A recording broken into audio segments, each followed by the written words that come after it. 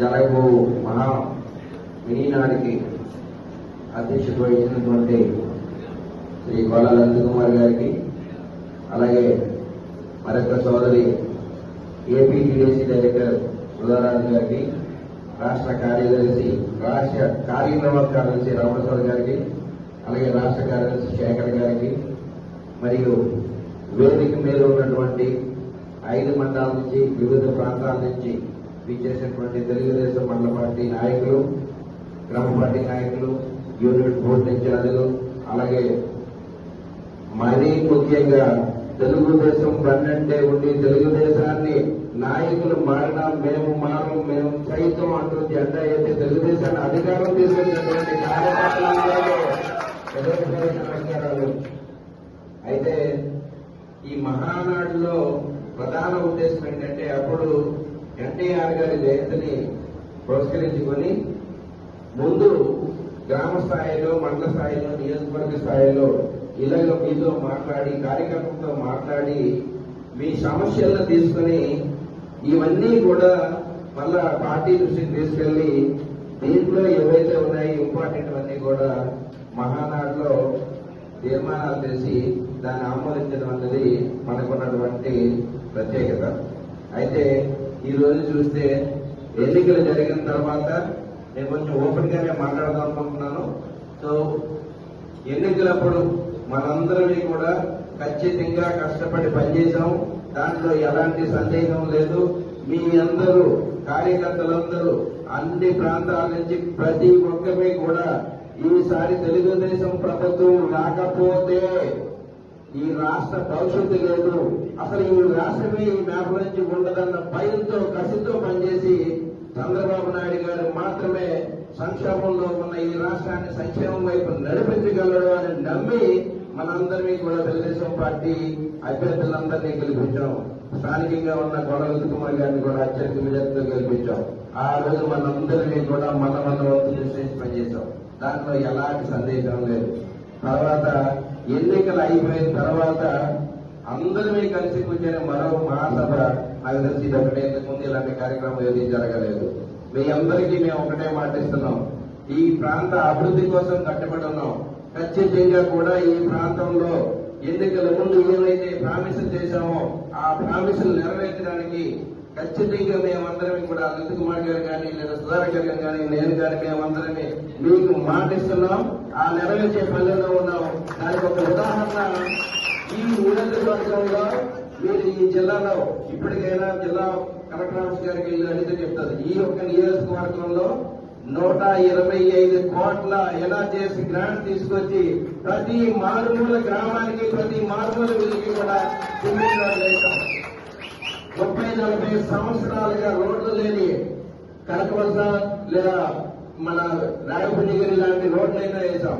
అంతేకాకుండా మీ అందరికీ మాటిస్తున్నాం, రేపు ఎలాంటి సేవా కార్యక్రమాలు వచ్చినా, అది బీసీ లోన్లైనా, ఎస్సీ లోన్లైనా, లేదా ఇంకొక కార్యక్రమాలైనా సరే ఖచ్చితంగా ఈ జిల్లాలో అన్నిటికంటే ఎస్కోట నియోజకవర్గంలో ఎక్కువగా వస్తాయి, వచ్చి తీరుతాయి. దాంట్లో ఎలాంటి సందేహం లేదు. మీ అందరికీ ఒకటే చెప్తున్నాను, చిన్న చిన్న సమస్యలు ఉన్నమాట వాస్తవం. కాకపోతే రానున్న రోజుల్లో మన సమస్యలన్నింటికి మనం కూర్చొని మాట్లాడుకుని పరిష్కార మార్గాలు వెతికి ఏ కార్యకర్త అయితే 4-5 సంవత్సరాలుగా కష్టపడి అవమానాలు గుర్తించి ఇబ్బందులు పడి, ఆర్థికంగా ఇబ్బందులు పడి మీరందరూ కూడా లాస్ట్ మన తెలుగుదేశం గవర్నమెంట్ లో కొన్ని వర్క్ చేస్తే వారికి బిల్లులు కూడా కొన్ని రాలేదు. మీ అందరికీ మేము మాటిస్తున్నాం. మన ఎమ్మెల్యే గారు, నేను మేడం గారు కూడా మినిస్టర్ గారితో మాట్లాడాం, నేను నిన్న వెళ్ళి ఫైనాన్స్ మినిస్టర్ గారితో మాట్లాడాం. ఖచ్చితంగా ఆ టైంలో చేసిన బిల్లులు ఏదైనా సరే ఎస్డీఎఫ్ నుంచి ఎలాంటి బిల్లు అయినా మీ దగ్గర వర్క్ చేసి బిల్ రికార్డ్ అయి ఉంటే బిల్లు తెప్పించే బాధ్యత మాది. మమ్మల్ని నమ్మండి, బిల్లు ఈ నియోజకవర్గంలో మరీ ముఖ్యంగా యువతకి ఉపయోగ అవసరాలు కల్పించాలనే ఉద్దేశంతో మినిమం అట్లీస్ట్ 10,000 ఉద్యోగాలు 5 సంవత్సరాల కాలంలో కల్పిస్తామని మాట ఇచ్చాం. ఆల్రెడీ స్టార్ట్ చేశాము. రేపు రానున్న రోజుల్లో ఇంకా కంపెనీలను తీసుకొచ్చి మా మాట నిలబెట్టుకుంటాం. దానికి మీ సహకారం ఒకటే, మీ అందరూ పార్టీకి కష్టపడి ఉండండి, పార్టీతో పాటు అన్ని విధాల పార్టీకి వెనుదండుగా ఉండండి. మీకు మిమ్మల్ని చూసుకునే బాధ్యత నాయకులది, దాంట్లో ఎలాంటి సందేహం లేదు. కాబట్టి రేపు రానున్న రోజుల్లో ఇంకా చాలా సేవా కార్యక్రమాలు చేస్తాం.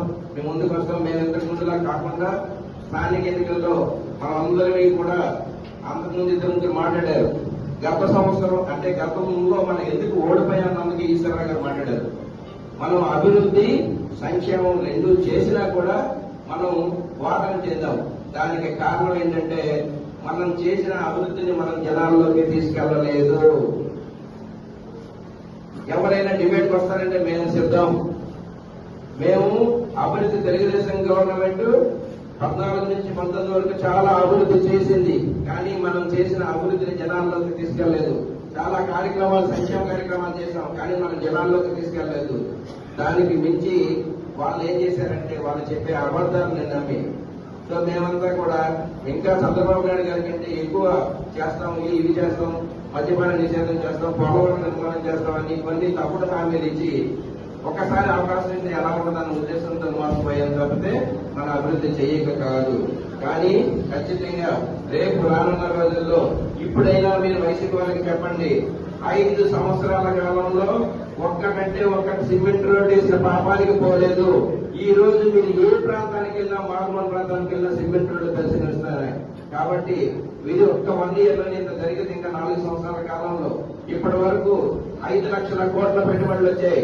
దాని ద్వారా 4,50,000 మందికి ఉపాధి అవకాశాలు కల్పించాయి. ఇంకా రానున్న రోజుల్లో పక్కనే ఉన్న విశాఖపట్నం టీసీఎస్, విప్రో, ఇన్ఫోసిస్ లాంటి సంస్థలు స్థలాలు కేటాయించడం జరిగింది. నెక్స్ట్ ఇయర్ లోపు టీసీఎస్ ప్రామిస్ చేసింది ఏంటంటే డిసెంబర్ కల్లా బిల్డింగ్ కట్టి 12,000 మందికి ఉపాధి అవకాశాలు కల్పిస్తామని మాట ఇచ్చారు. అదొకటే కాకుండా ఇంకా చాలా కార్యక్రమాలు జరుగుతున్నాయి. ఖచ్చితంగా రేపు రానున్న రోజుల్లో సోదరులు నందకుమార్ గారితో పాటు కలిసి ఈ నియోజకవర్గ అభివృద్ధితో మీ అందరితో పాటు పాల్పంచుకొని పార్టీని మరింత బలోపేతం చేయడానికి మనందరం కృషి చేద్దామని, మీరందరూ దాంట్లో పాల్పంచుకుంటారని ఈ అవకాశం కలిగినటువంటి ప్రజలందరికీ మరోసారి ధన్యవాదాలు చెప్తూ సెలవు తీసుకుంటాం. మరలా పూర్వభావానికి ఎస్కోట నియోజకవర్గ తెలుగుదేశం పార్టీ గచ్చుకోటకి సహకరించి ముందు ఉన్న కుటుంబ సభ్యులందరికీ మరొకసారి శిరస్సు వచ్చి నా నమస్కారాలు తెలియజేస్తా ఉన్నాను. ఎన్నో కష్ట నష్టాల్లో రాష్ట్రంలో మన నియోజకవర్గంలో పార్టీని గెలిపించుకున్నాం. వేదికపై ఉన్న కుటుంబ సభ్యులందరూ అన్ని విషయాలు కూడా మాట్లాడి ఇంకా నియోజకవర్గంలో మా సోదరుడు సహకారంతో, సుధమ్మ సహకారంతో నుంచి తాతున్న నాటి నుంచి నేను చేయలేకపోయాం. అంటే జామి మండలానికి, ఎల్కోట మండలానికి మధ్యలో ఒక బ్రిడ్జి నేను చేయలేకపోయాను. అటువంటి బ్రిడ్జిని ఉపాధి హామీ ద్వారా వైఎస్ఆర్ పార్టీలో ఉండి ఆ పార్టీలో గౌరవం లేదు అని చెప్పి మనసు చెల్లించి తెలుగుదేశంలో ఉంటే మాకు గౌరవం అని చెప్పి పార్టీ కోసం ఆమె కూడా పెద్ద మనసుతో పార్టీలో జాయిన్ అయ్యి నాకు తోడు, మనందరికీ తోడు ఉన్న సుధమ్మకు మరొకసారి మన అందరి తరఫున ప్రత్యేక ఒక ఉద్యోగ ధర్మంలో ఎన్ఆర్ఐగా ఉంటూ పార్టీకి సేవ చేయాలని ఒక కమిట్మెంట్ తో ఎస్కోటలో నాకు తోడుగా 2 ఏళ్ల ముందు నుంచి అనేక సేవా కార్యక్రమాలు తన సొంత నిధుల నుంచి ప్రజలకి నాకు తోడుగా, చంద్రబాబు గారికి తోడుగా పార్టీకి సేవ చేసిన మా సోదరులైన గొంప కృష్ణ గారికి మన అందరి తరఫున మరొకసారి ప్రత్యేక అభినందనలు, నమస్కారం. ఆ మహానుభావుడు పెట్టిన ఈ మన తెలుగుదేశం పార్టీలో మనమందరం కూడా ఉండడం ఒక అదృష్టం. సమాజమే దేవాలయం, ప్రజలే దేవుళ్ళు. అటువంటి మహనీయుడు పెట్టిన పార్టీలో ఆనాటి నుండి ఈనాటి వరకు నా కుటుంబం వారిని సేవ చేసుకునే భాగ్యం కల్పించిన ఆ స్వర్గీయ తండ్రి, అన్నగారు, వారి కుటుంబ సభ్యులు నారా చంద్రబాబు నాయుడు గారు, లోకేష్ బాబు గారికి నా కుటుంబం నేను ఎప్పుడు రుణపడి ఉంటామని ఈ ఉత్తరాపల్లి ఎస్కోట నియోజకవర్గ ప్రజలకి, తెలుగుదేశం పార్టీ నాయకులకి, కార్యకర్తలకి అందరికీ రుణపడి ఉంటామని మరొకసారి శిరస్సు వంచి నమస్కరిస్తూ సెలవు తీసుకున్నారు. గారి సహకారంతో తప్పకుండా లోకల్ బాడీస్ అన్నింటిలో మనం అందరం కలిసికట్టుగా పనిచేసుకొని ఇచ్చిన మాటకు కట్టుబడి గెలిపించుకుందాం. ఆనాడు ఇంకా మళ్ళా మనం తెలుగుదేశం పార్టీ మరింత ఎస్కోట్లో ఘన విజయానికి మీ అందరూ సహకరించిన వాళ్ళు అవుతారని చెప్పి మరి ముందు ఉన్న కుటుంబ సభ్యులే మాకంటే మీరే ఓట్లు వేయించే మా భుజాలు. అటువంటి ముందు ఉన్న కార్యకర్తలకి, వేదికపై నాయకులకి మరొక్కసారి పేరు పేరున నమస్కరిస్తూ, అన్నగారు పెట్టిన పార్టీలో స్వర్గీయ జడ్పీటీసీలు గెలుచుకోవాలి, సర్పంచులు ఎంపీటీసీలు గెలుచుకోవాలి. ఇవాళ కొంతమంది నా కుటుంబ సభ్యులు ఒక మాట ఇక్కడ అన్నారు, అమ్మ కొన్ని పనులు మనం 50కి 50% ఇరు పార్టీలకి జరుగుతున్నాయి, పూర్తిగా ప్రభుత్వం వచ్చినా పైన ముఖ్యమంత్రి గారు ఇక్కడ మీరు ఉన్నా చేయలేకపోతున్నాము అని. మనం గతంలో చిన్న పొరపాటు జరిగింది, వాళ్ళు ఎక్కడ రాష్ట్ర వ్యాప్తంగా మన కార్యకర్తల్ని, నాయకుల్ని అప్పటికే ఎన్నో వేల మందిని పట్టణ పెట్టుకున్నారు. వైఎస్ఆర్ పార్టీ దురాక్రమణతో కలిసికట్టుగా చేయాలి. మరి మీరు అనిరా భావించద్దు. ప్రభుత్వంలో కొన్ని పనులు లోకల్ బాడీస్ లేని కారణంగా కూడా చేయలేకపోతున్నాం. వెండర్ విధానం అనేది ఎవరైతే ఉపాధి హామీ పనులు చేస్తున్నారో అది గత ప్రభుత్వం పెట్టిందే ఆ వెండర్ విధానం. మరి ఆ వెండర్ విధానం కూడా మాట్లాడితే మీరు కూడా తిట్టుకొట్టండి. మనం ఇవాళ ఎవరైతే ఉపాధి హామీ మీ ద్వారా గ్రామాల్లో పనులు జరుగుతున్నాయో ఆ వెండర్ విధానంలోనే ఈనాటి ప్రభుత్వం కూడా గత ప్రభుత్వం ఇచ్చిన జీవాన్ని వాళ్ళ ముందుకు తీసుకెళ్తున్నాం తప్పితే కొత్తగా మేము పెట్టలేదనే విషయం కూడా మరి మీ అందరూ చెప్పాలని. మరి మా సోదరులు ఏదైతే చెప్పారో ఇందాక, నిజంగా మన నియోజకవర్గం 125 కోట్ల రూపాయలు ఉపాధి హామీ నిధులు వాడాము ఇప్పటికి. ఇదైతే నిజం. మరి నేను మరొక మాట, ఇందాక లక్ష్మీపురం ఎమ్మెల్యే గారు అన్నారు, గారు పవన్ కళ్యాణ్ గారి సహకారం, ఇంకా అన్ని పనులు మీ ద్వారా మేమందరం కలిసికట్టుగా ఉండి మీకోసం పనిచేస్తాం. తప్పకుండా సహకరించండి.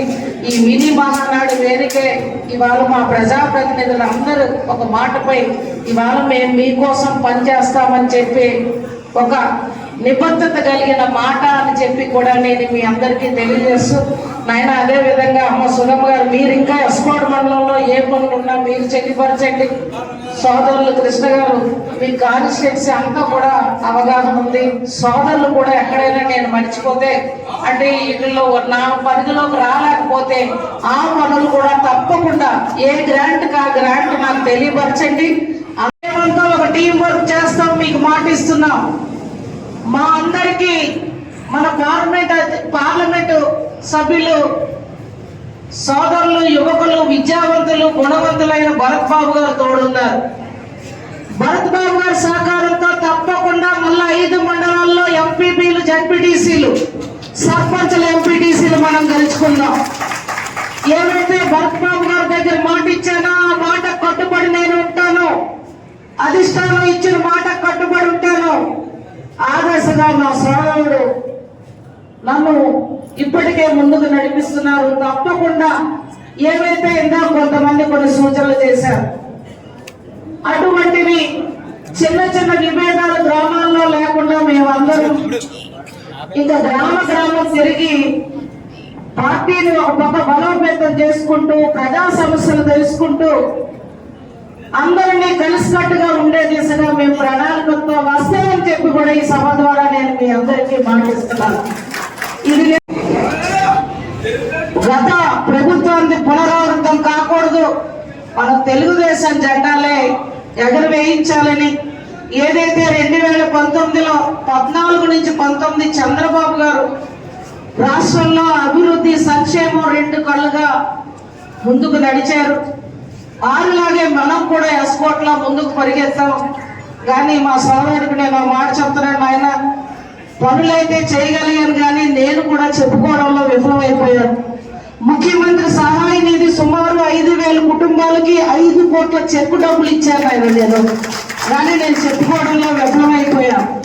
సంక్షేమాల అభివృద్ధి కోకొల్లలు చేశాం కానీ నేను చెప్పుకోవడంలో విఫలమయ్యాం తప్పితే మన ఎస్కోట్లో పార్టీ ఆనాడు కూడా ఇంతకంటే పట్టుదలగా ఆనాడు మీ అందరు ఉన్నారు.